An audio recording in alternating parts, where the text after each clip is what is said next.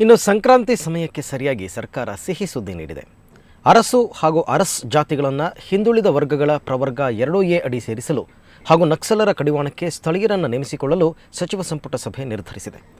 ರಾಜ್ಯದ ಕತ್ತಲು ಓಡಿಸಲು ವಿದ್ಯುತ್ ಖರೀದಿಗೂ ಸಂಪುಟ ಅಸ್ತು ಎಂದಿದೆ.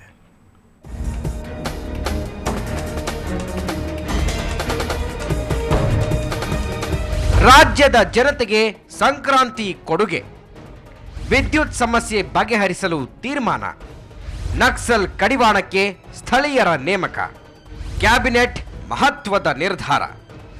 ಸಂಕ್ರಾಂತಿಯ ಶುಭ ಸಂದೇಶವೆಂಬಂತೆ ರಾಜ್ಯ ಸರ್ಕಾರ ನಕ್ಸಲ್ ಹಾಗೂ ವಿದ್ಯುತ್ ಸಮಸ್ಯೆ ಬಗೆಹರಿಸಲು ಮುಂದಾಗಿದೆ.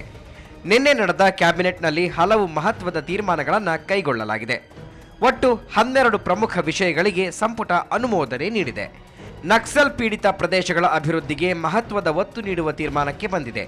ನಕ್ಸಲ್ ಪೀಡಿತ ಪ್ರದೇಶಗಳಲ್ಲಿ ಕೆಲಸ ಮಾಡುವ ಸಿಬ್ಬಂದಿ ಸದಾ ಜೀವ ಕೈಯಲ್ಲಿ ಹಿಡಿದುಕೊಂಡಿರಬೇಕು.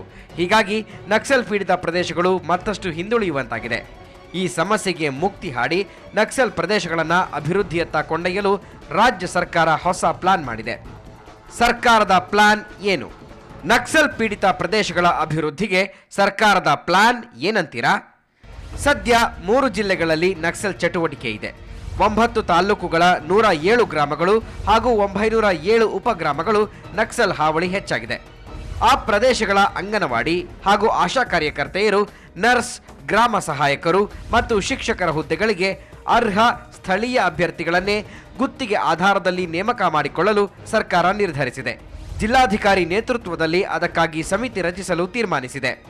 ಇನ್ನುಳಿದಂತೆ ಕ್ಯಾಬಿನೆಟ್ ಮೀಟಿಂಗ್ನ ಪ್ರಮುಖ ನಿರ್ಧಾರಗಳು ಈ ರೀತಿಯಾಗಿವೆ. ಅರಸು ಹಾಗೂ ಅರಸ್ ಜಾತಿಯನ್ನ ಹಿಂದುಳಿದ ವರ್ಗಗಳ ಪ್ರವರ್ಗ 2A ಅಡಿಯಲ್ಲಿ ಸೇರಿಸಲು ರಾಜ್ಯ ಸಚಿವ ಸಂಪುಟ ಸಭೆ ಅನುಮೋದನೆ ನೀಡಿರುವುದು ಇವತ್ತಿನ ಪ್ರಮುಖ ನಿರ್ಣಯ.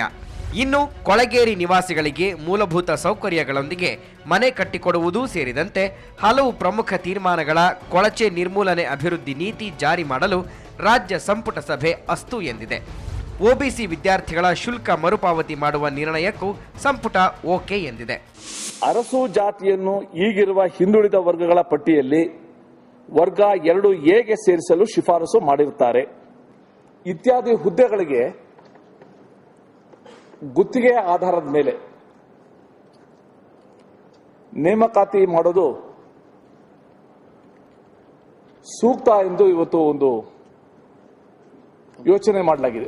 ಇನ್ನು ರಾಜ್ಯದ ವಿದ್ಯುತ್ ಸಮಸ್ಯೆ ಬಗೆಹರಿಸಲು ಸರ್ಕಾರ ಮುಂದಾಗಿದೆ.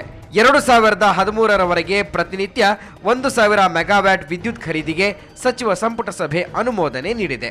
ಕೇವಲ ಈ ವರ್ಷ, ಮುಂದಿನ ವರ್ಷವಷ್ಟೇ ಅಲ್ಲ, 2010ರಿಂದ ಆರಂಭಿಸಿ ಈವರೆಗೆ ಖರೀದಿ ಮಾಡಿರುವುದಕ್ಕೆ ಹಾಗೂ 2013ರವರೆಗೆ ಪ್ರತಿನಿತ್ಯ 1000 ಮೆಗಾವ್ಯಾಟ್ ವಿದ್ಯುತ್ ಖರೀದಿಗೆ ಸಂಪುಟ ಒಪ್ಪಿಗೆ ನೀಡಿದೆ. ವೀರೇಂದ್ರ ಉಪ್ಪುಂದ, ಸುವರ್ಣ ನ್ಯೂಸ್ 24/7 ಬೆಂಗಳೂರು.